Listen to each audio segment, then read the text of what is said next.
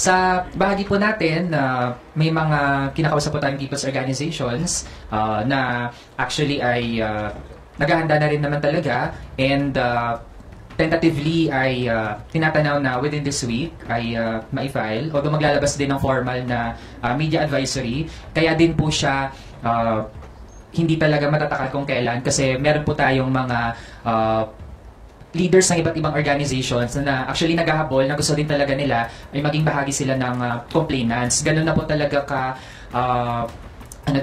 ka-prosigido yung iba't ibang mga sectors na maging bahagi ng pagsisimula nitong formal proceedings ng impeachment. Kaya hanggat kaya po, gusto po naming ma-entertain din talaga sila, whether mga youth leaders yan, urban poor, religious sector, at iba pa, para mapasama, para kapag na-file natin, ibig sabihin ay malapad po yung representation ng iba't ibang mga grupo and sectors na kasama doon sa maifa-file na impeachment complaint na i-endorse ng Makabayan Coalition.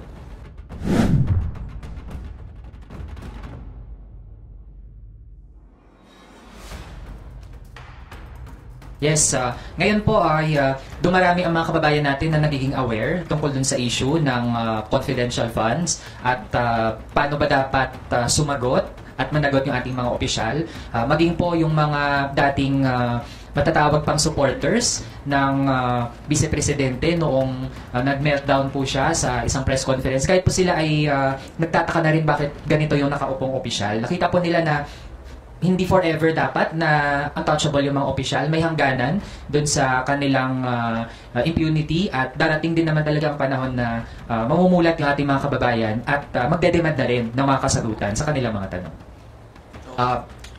Dahil iba yung set ng mga magpa-file ng impeachment, magkakaroon niya ng similarities, magkakaroon din ng mga pagkakaiba. Ang gusto nating tutukan doon sa impeachment complaint na may ipa-file and eventually ay endorse din natin ay kung paano ba talaga hindi nagpakita na pagiging katiwa-tiwala ang vice-presidente sa simula pala ng kanyang termino. Kasi malaking red flag na sa atin na hindi pa natapos yung unang half year pa lang niya. Doon pa lang request na niya yung 125 million pesos na confidential funds na nagastos in 11 days.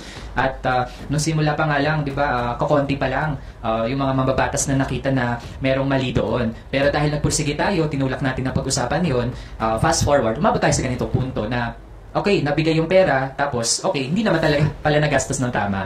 So, ibig sabihin, we've come to this point na, well, sana hindi natin narating yung ganitong point, di ba, na may naupo pa na magwawaltas lang din ng pera ng bayan, pero then again, since we've been here, edi gawin natin kung ano yung kailangan gawin. So, naupo siya, gumawa ng mali, hindi naman na dapat pang magtagal, edi dapat nang matanggal. Well, tingin ko, dahil December 18 pa, yung last day ng session ng House of Representatives, ako optimistic ako na merong sapat na panahon, tapos merong time pa before the campaign period, kasi ang session ng Congress magre-resume po siya by January 13 after nung holiday break. So, ibig sabihin, may ganong panahon pa para sa mga senador na upuan din talaga ang impeachment complaint na ipo-forward ng Kamara, assuming nga na ayun, susulong siya. And we owe it to the people. Trabaho po natin yung asikasuhin talaga ang anumang impeachment complaints na maipa-file. Tingin natin hindi siya waste of time, kasi kung waste of time siya, bakit nasa konstitusyon na merong nakalagay kung paano ba dapat isagawa ang isang impeachment? I can't speak in behalf sa mga colleagues natin, lalo na we are in the minority bloc, na ilan lang din lamang at ang kalakhan talaga ay bahagi ng supermajority. Pero kung personal na pagtingin ko lang din, ako tingin ko ay merong posibilidad na maaprubahan din naman ito ng Kamara. Given yung naging exhaustive na mga hearing ng Blue Ribbon Committee, yung mga naging incisive na tanong ng ating mga kapwa mambabatas at yung nakuhang mga sagot, or even yung mga hindi direct na mga pagsagot na nag-indicate din naman ng pag-evade dun sa accountability sa use of public funds. Lahat po na yan ay naging mga batayan para mag-gauge natin ang responsibility ng nakaupong vice-presidente. At nagtiwala din naman tayo na nakinig, nakialam, kahit yung kapwa mambabatas natin na personally ay hindi nakadalo dun sa mga hearing. Kaya kung 1/3 at 1/3, tingin natin ay merong chance na maaabot natin yung tanong bilang.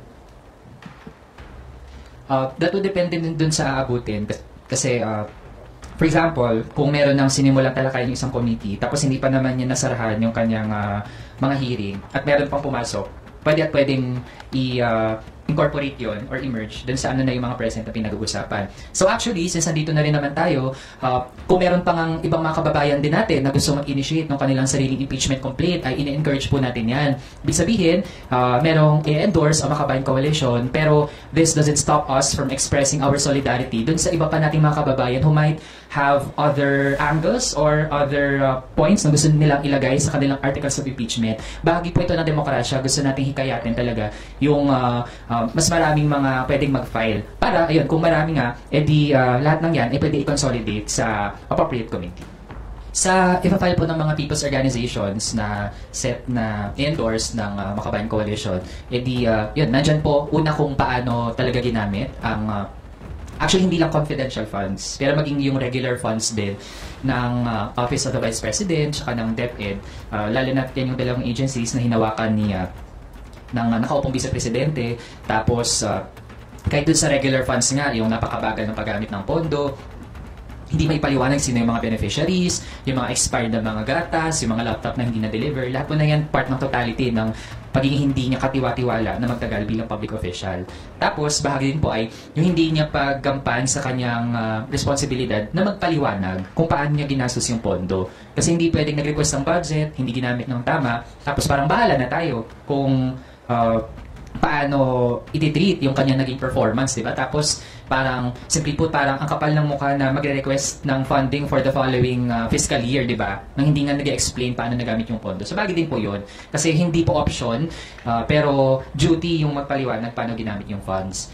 And yung isa din, no, ay yung hindi niya pagrespeto sa separation of powers ng iba't ibang mga ahensya. Yung hindi paggalang sa Kamara na compose ng mga halal na mga kinatawan ng ating mga kababayan. Bahagi din po yan ng ating pagtingin na kung merong high official na hindi nare-recognize yung tasks ng bawat branch of government, hindi po yan magandang ehemplo. Hindi lang sa kabataan, pero sa mga kababayan. Yan po yung mga main points. Sa minority bloc, which is around 20 na mga members ng House. So, wala pang ganung mga formal na mga usapan. We are yet to have any meeting na ganun yung magiging topic.